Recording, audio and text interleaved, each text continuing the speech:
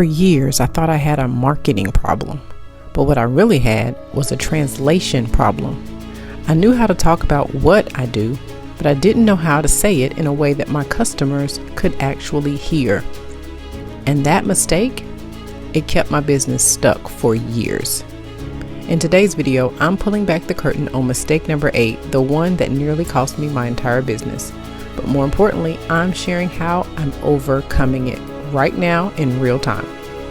Come with me as I figure out how to stop hiding behind confusion, start speaking my customers' language, and finally get my message out there in a way that truly connects. Because this isn't just about rebuilding a business, it's about breaking free from everything that ever told you you couldn't.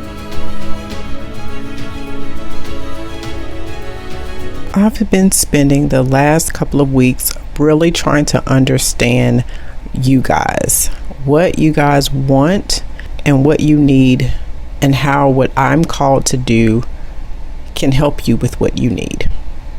I have found that very hard to do because since I've been running this YouTube channel, one of the things that I always hear people say is to look at your analytics, look at your comments, and that will tell you what people want. Well, here's the thing. I've been running this YouTube channel for like 6 years. I don't get a lot of comments, and I also don't get a lot of views. And because of that, the analytics in YouTube don't show me a lot. There's a lot of places that I can click on to try to look for a specific piece of data, and it will say basically you don't have enough views for us to calculate this. And that has been the case since I started the channel. So because of that, I have basically been left to guess what my customer wants, what they need, and how I can help provide it. Now, here's the thing. I know that the products that I've created will help you. I know that they are great products. However, we talked about this before. Marketing is all about learning how to translate the message that you want to say to the audience into what they want to hear, making sure that you're translating your language into their language. And that is something that I have struggled with. And so the next mistake that I've made is not focusing enough on marketing and learning to translate my message properly. What I have done is that we talked about those hindrances, those pesky hindrances, those things that, because they are a mountain that we have tried to move and haven't been able to move, we have avoided that thing because we feel like there's nothing we can do. And marketing has been one of those things where I have wanted to understand my audience, but felt like that mountain is a mountain that I cannot move. I can't do anything to make my views be higher outside of just continue to do what I'm doing. And try to get better and make better content. And I can't make YouTube show me any analytics, right? Those kinds of things. And so I just have felt like I'm going to have to figure out marketing without understanding my customer because I have that, hindrance. So we talked about the word that the Lord was giving me about those hindrances and pushing through them, using them to our advantage. So that is what I did. I pulled out our little hindrances worksheet that we did, and I said, you know what? I'm going to use this to my advantage. So here's what I did. I was talking to the Lord about this, and the Lord was reminding me that my career has been as a data analyst. So he was basically saying to me, you mean to tell me you are a data analyst and you're complaining to me about how you don't have analytics in Google, in YouTube? And so he was basically telling me, you have the raw data, just pull the raw data and make your own analytics. And so that's what I did. I went into YouTube and I pulled the raw data. Raw data just basically means no insights or information has been pulled from that data. It's just the numbers exactly the way they are, exactly how many people watched which video, how long they watched each video, how many people the video was shown to versus how many people actually watched it, all of those things. Those things are available, right?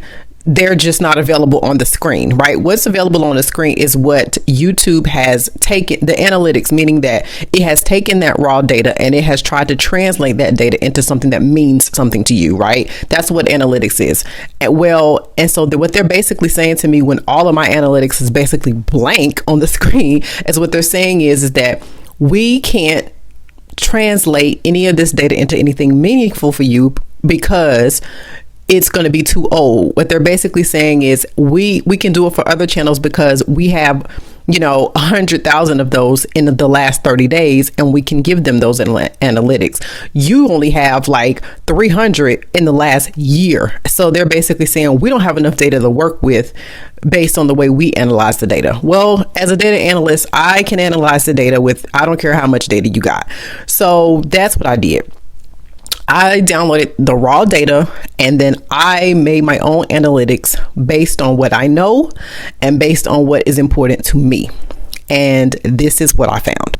Okay, so the first thing I found is that when I was looking for the click-through rate, meaning that, if a video is shown this amount of times, how many people actually click on it. Okay, so that's usually based on the thumbnail or the title. And so that basically tells people, the click-through rate tells you, are people interested in the video, right? Okay, so I analyzed the click-through rate for all of my videos for the lifetime of the channel, because that's basically the reason why YouTube wasn't showing me anything is because they like to analyze it just for the last 30 days or 60 days or 90 days at the absolute most. They don't want to go any older than that. And so for me, I had to pull the data for my whole channel for forever, like since I started the channel, like all the data.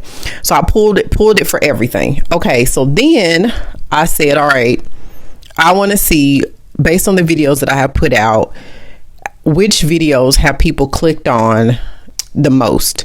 Now, what I was looking for is ways that I might need to change the thumbnail, right? Because like the click-through rate either means that people liked your thumbnail or they liked your title.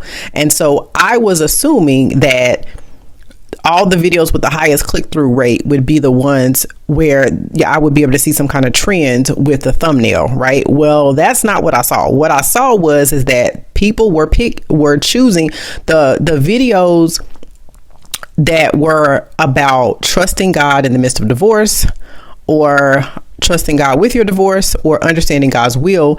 These were the videos with the highest click-through rate. Well, their thumbnails were completely different. There's not like all the ones had my face on them, all the ones had just text on them. Like there was nothing similar except the content, right? They're all talking about, basically, they're communicating how my audience feels, right? They are trying to trust God in a situation that they feel like is uncertain and they're scared and they need help, right? And so I certainly can understand that. I certainly have identified with that. And that's the whole point of me posting those videos, right? So those videos are the ones that had the highest click-through rate, meaning that they looked at the title and said, yep, that's me. And so what that tells me is that they don't care about a thumbnail. Okay. So that was a piece of insight that was very important to me to see. They clicked on the content because this is how they're feeling, right? And they're wanting to find videos about how they're feeling. The other thing is that the titles of those videos imply somebody that has been through what they're going through. And that is one of my major selling points, right? Because I know what it's like to be trying to understand, divorce from a Christian perspective. And every time you find something, it's from somebody who has no earthly idea what you're going through. They have been married for 20, 30 years. And they don't know what it's like to be in a toxic marriage and feel like the divorce is your only option. They don't know nothing about that. The content that comes from people like that is always going to have you feeling judgmental and like there's something wrong, feeling judged, and like there's something wrong with you for considering divorce. And so that is one of the major selling points of my products, is you're getting information from someone who's been through it and knows what you're going through and is not interested in trying to judge you, right? So that tells me that there is a connection between the products that I sell and what my potential customers are looking for. So that was an important piece of insight that, would help me with my marketing.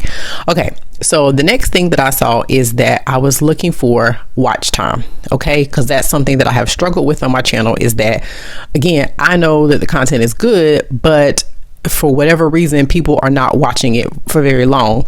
And there's a lot of reasons that could be. It could be that, I'm not getting to the good stuff till later in the video and they've already checked out by then. It could be that, the sound was not great. It could be all kinds of things. But the bottom line is that the watch time has not been great. So what I did, the next piece of analytics that I looked at was which videos have the biggest watch time.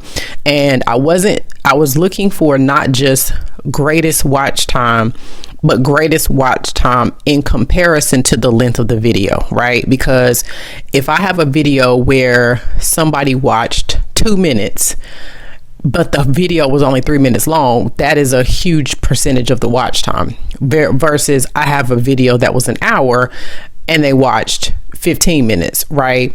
So it may be, a larger number, but it's not a larger percentage. So I looked at that.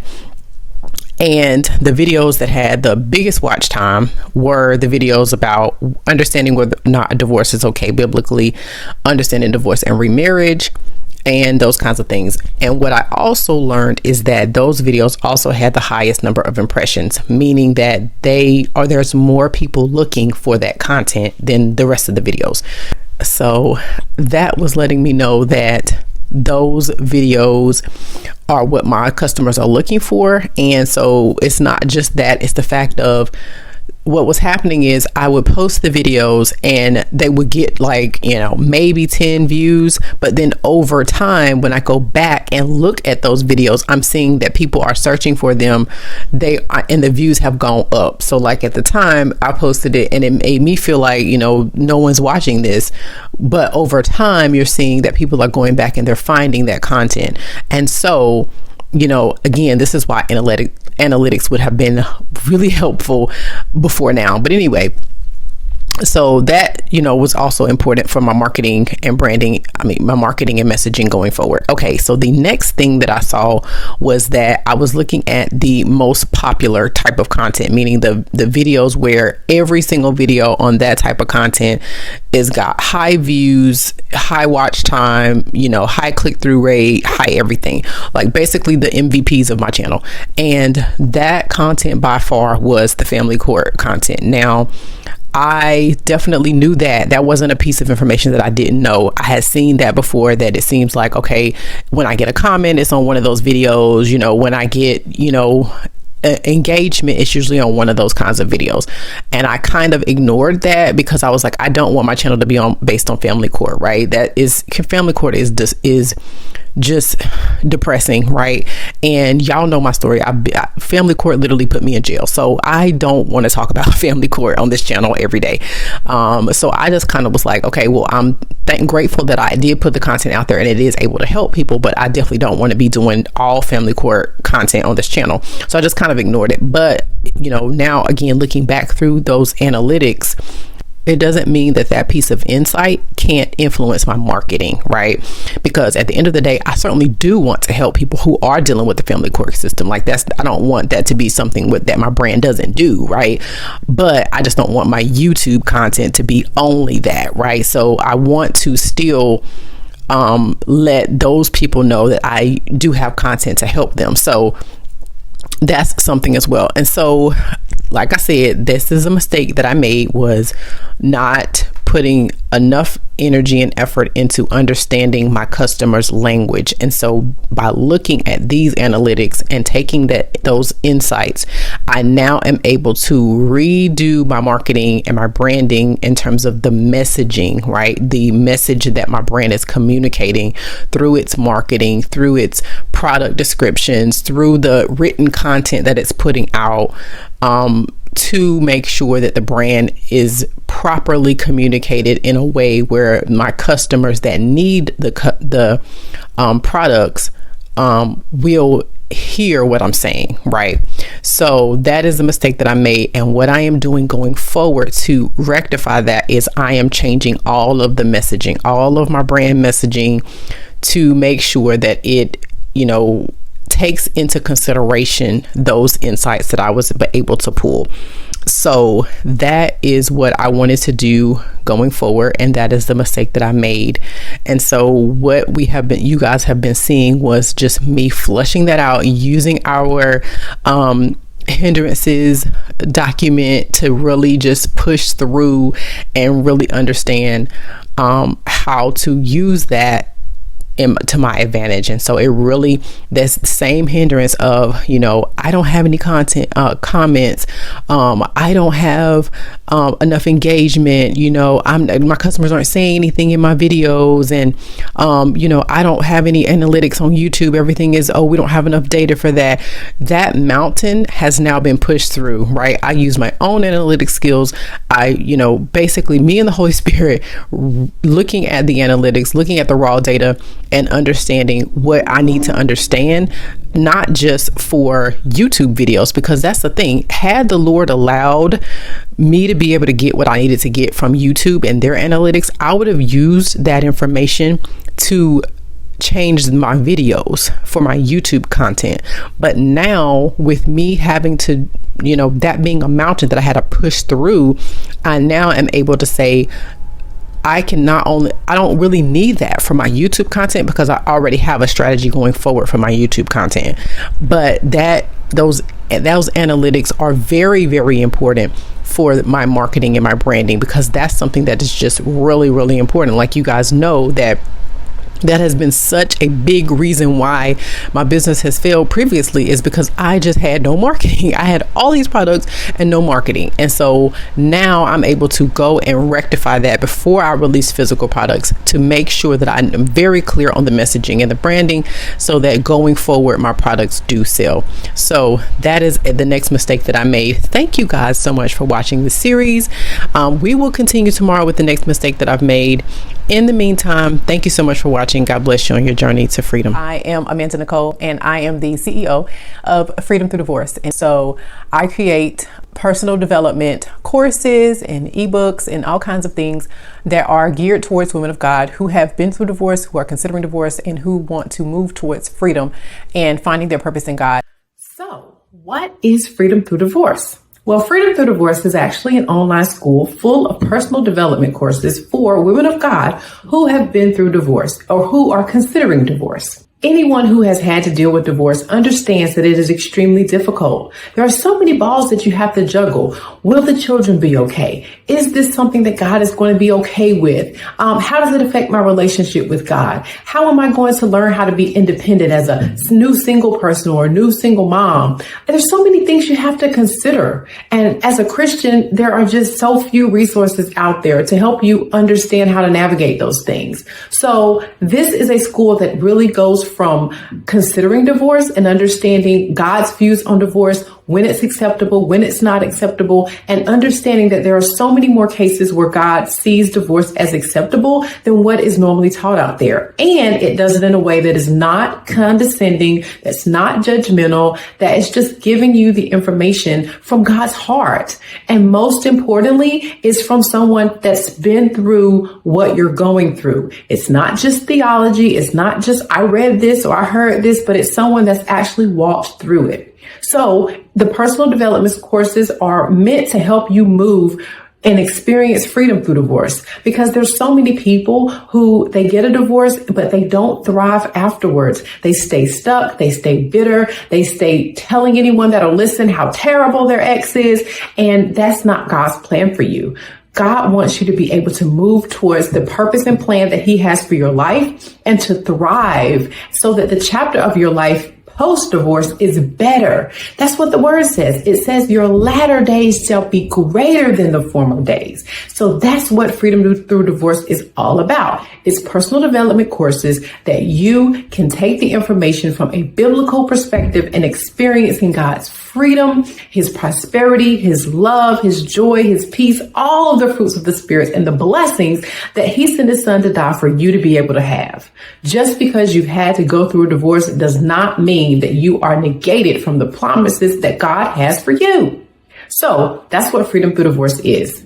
If you're interested in learning more, visit our school today.